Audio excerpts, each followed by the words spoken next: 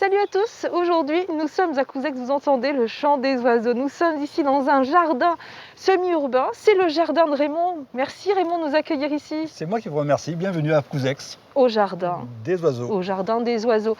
Raymond, une cabane féerique derrière nous, qu'est-ce que c'est? Alors ça c'est une cabane que j'ai construite pour mes petits-enfants, donc elle est complètement tordue, il n'y a pas de mur droit, il n'y a pas de fenêtre droite, il n'y a pas de porte droite, la cheminée est tordue. Voilà, c'est un lieu de jeu pour les petits-enfants qui y viennent maintenant d'une manière très régulière et qui prennent plaisir à jouer ici. Mais ils ont bien de la chance. On visite le jardin. On visite le jardin, on y va. visite le jardin. Alors Raymond, nous sommes ici dans votre jardin, un jardin extraordinaire, on peut le dire, il est magnifique. Merci. Ah bah bravo. Vous nous expliquez l'histoire de ce jardin? Alors le jardin aux oiseaux, c'est un jardin que j'ai créé il y a maintenant 20 ans. Parce que j'ai une passion pour les oiseaux, alors les oiseaux de la nature, hein, pas les oiseaux en cage bien sûr. Et l'idée c'était d'avoir des oiseaux dans ce jardin.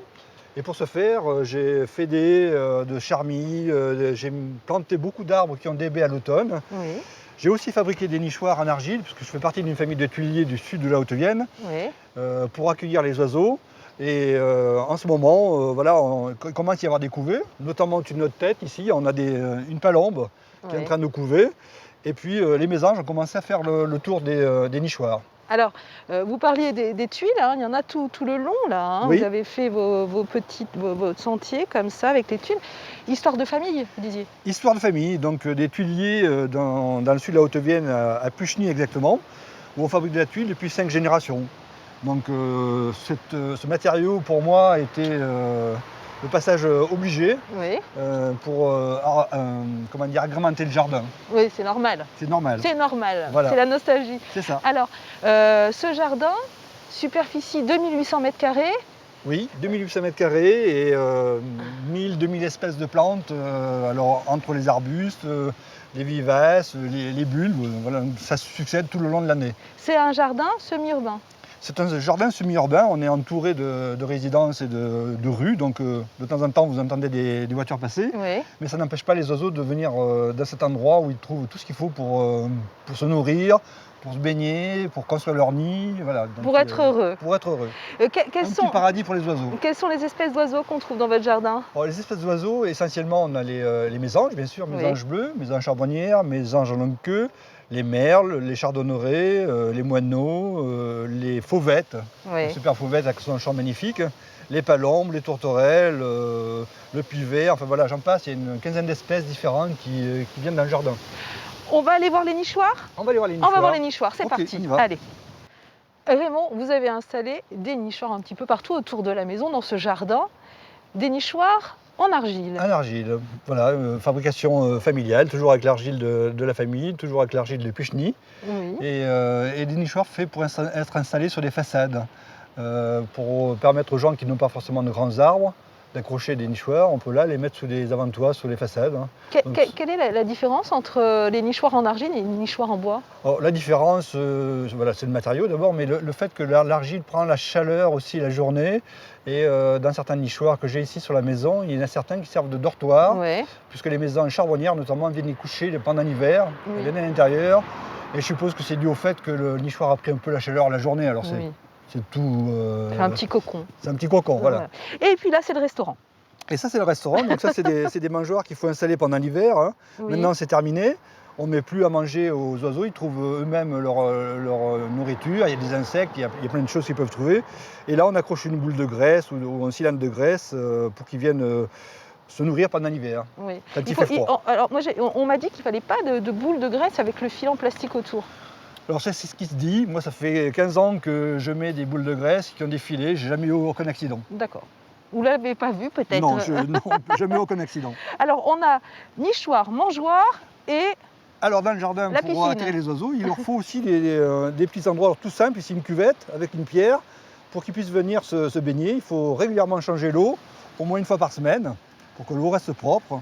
Et il y en a comme ça, plusieurs, tout autour du jardin. Oui, et puis quand c'est l'hiver, quand ça gèle un peu, il faut penser surtout à casser la glace. C'est ça, à remettre un peu d'eau pas gelée. Dernière chose, qu'est-ce que c'est?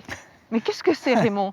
Alors cet objet étrange, c'est un distributeur de de poils, alors poils de chat, poils d'âne, poils de mouton, enfin voilà, des duvets que les mésanges, notamment enfin, ceux qui viennent faire des nids dans le jardin, utilisent pour faire la partie douillette de leur nid. D'accord. C'est voilà, un petit distributeur. Et vous me disiez que vous aviez une photo d'une mésange. Tout à fait, qui l'année dernière était en train de prendre du poil ici et elle avait le poil dans le bec, on aurait dit une mésange à la moustache. C'est original. Une nouvelle espèce de mésange. Voilà, chez Raymond, on trouve des mésanges à moustache. On continue la visite? On continue. Allez, on continue. Delphine, donc vous voyez ici, c'est un fusain. Oui. Alors la particularité de ce fusain, c'est qu'à l'automne, les feuilles sont absolument somptueuses puisqu'elles deviennent un rouge pourpré, mais très très lumineux. C'est une merveille à l'automne. Ah bah, j'imagine. Ouais. Alors justement, quels sont les types d'arbustes qu'on peut installer dans son jardin pour les oiseaux? Alors pour les oiseaux, voilà le type d'arbustes qu'il faut absolument installer, ce sont les malus. Oui. Toute cette famille, donc c'est des pommiers. Et là, c'est des pommes toutes petites. Celui-ci est absolument somptueux quand il va être fini de fleurir, parce que les fleurs seront blanches. Et ensuite, il va avoir des petites pommes jaunes, comme des perles. Derrière, on en aperçoit un autre. Et puis, on peut mettre aussi des viornes. La viorne au biais, qui est commune dans le Limousin et dans les haies, sont très bien parce qu'elles ont des baies pour l'automne. Il y a aussi le bépine qui fait des baies. Enfin, il y a une multitude d'arbustes qui ont des fruits et qui seront intéressants pour les oiseaux à l'automne. Alors, pour un jardinier amateur, quand même, hein, chapeau, parce que... s'y connaît. Hein. Et puis là, on voit un hôtel à insectes. Expliquez-nous le fonctionnement. Alors, l'intérêt de l'hôtel à insectes, c'est d'attirer notamment les abeilles solitaires. Enfin, il y a une multitude aussi d'insectes qui viennent s'installer. Vous apercevez un petit lézard là, qui sort et qui vient lui manger des insectes.